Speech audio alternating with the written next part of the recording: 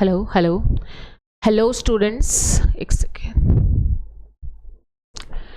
Hello aspirants, welcome back. ठीक है, I hope आपका physical, emotional and as well as academic level बढ़िया चल रहा होगा, राइट। तो हमारे लेक्चर्स दिन ब दिन आगे बढ़ते जा रहे हैं। ठीक है, आज हम करने वाले हैं पब्लिक सर्विसेज।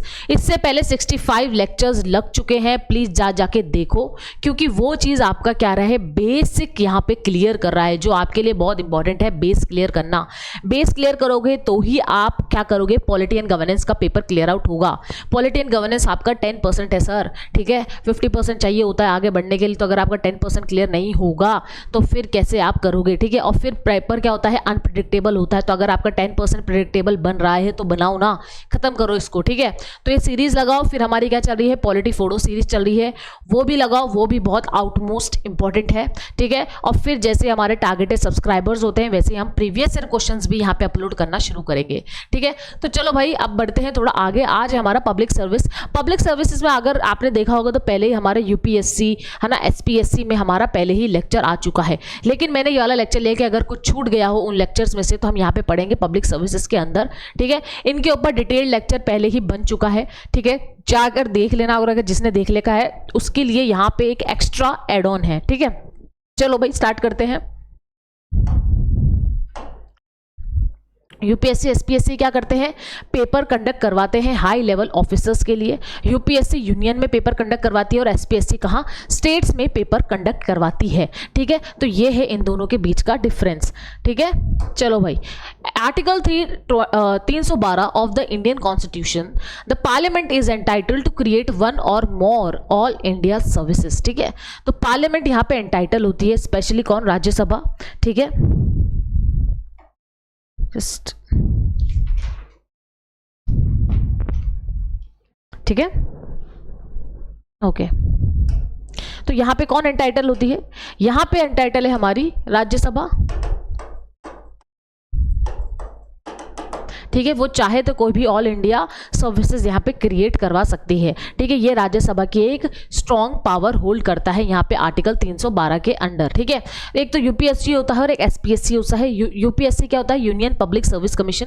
ये क्या करता है, रिक्रूट करता है यूनियन और स्टेट में। मतलब यहाँ पे अगर आप जो तैयारी कर रहे हैं यूपीएससी की, तो आप कोई से भी स्टेट में यहाँ पे डिप्लॉय हो सकते हो। अगर आप नॉर्थ हो तो साउथ में, साउथ के हो तो नॉर्थ में, ठीक है। तो भाई ये यूपीएससी इंश्योर करता है। लेकिन स्टेट में क्या होता है, स्टेट क्या होती है, अपनी एडमिनिस्ट्रेशन डिफरेंट रखती है, right. Every state is different, उसका एडमिनिस्ट्रेशन स्ट्रक्चर डिफरेंट होता है।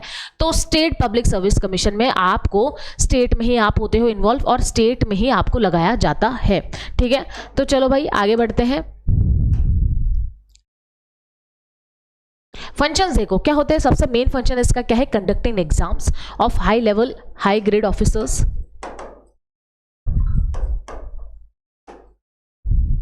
ऑफिसर्स लेवल, ठीक है। Assistant provided for SPSC. अब जो स्टेट पब्लिक सर्विस कमीशन होता है उसको भी असिस्टेंट प्रोवाइड करता है यूपीएससी, ठीक है।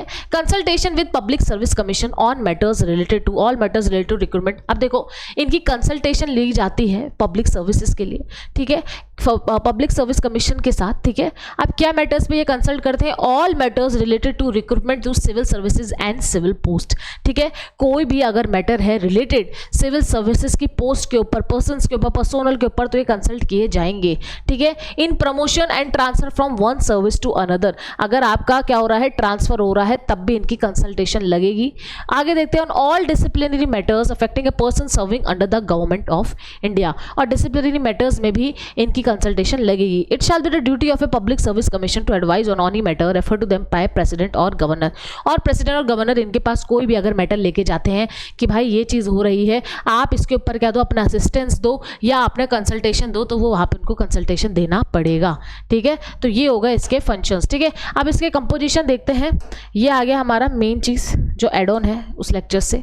कंपोजिशन देखते हैं यूपीएससी का, ठीक है। कंपोजिशन क्या है, UPSC consist of A chairman and other members appointed by the president of India. Appointment कौन करता है, president of India.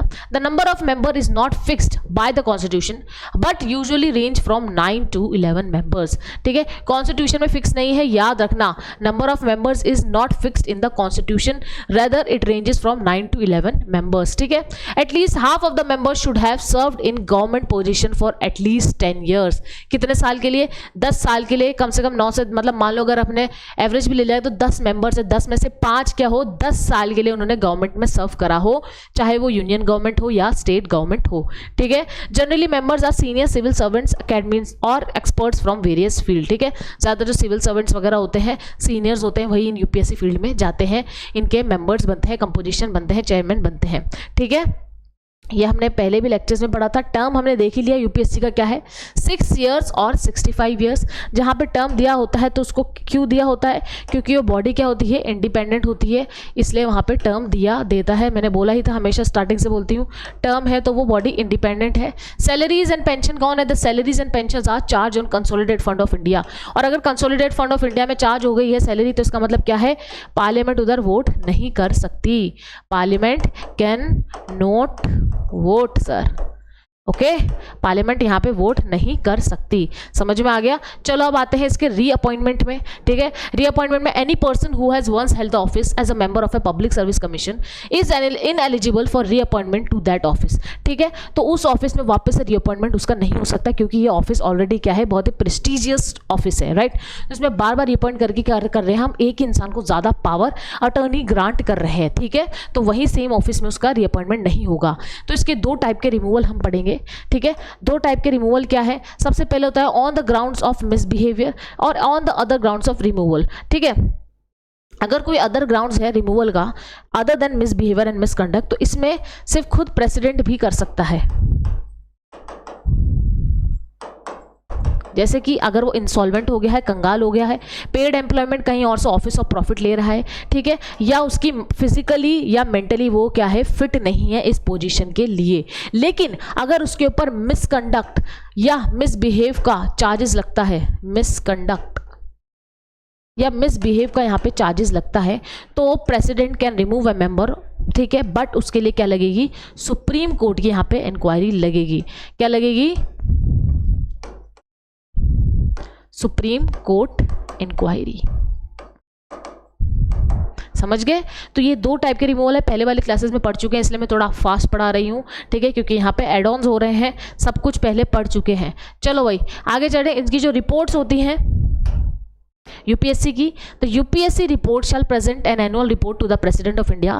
President shall provide a memorandum explaining the cases where advice of the commission was not accepted for both the houses. अब देखो UPSC क्या करेगा, UPSC क्या करेगा, हर साल प्रेसिडेंट को रिपोर्ट देगा, किसके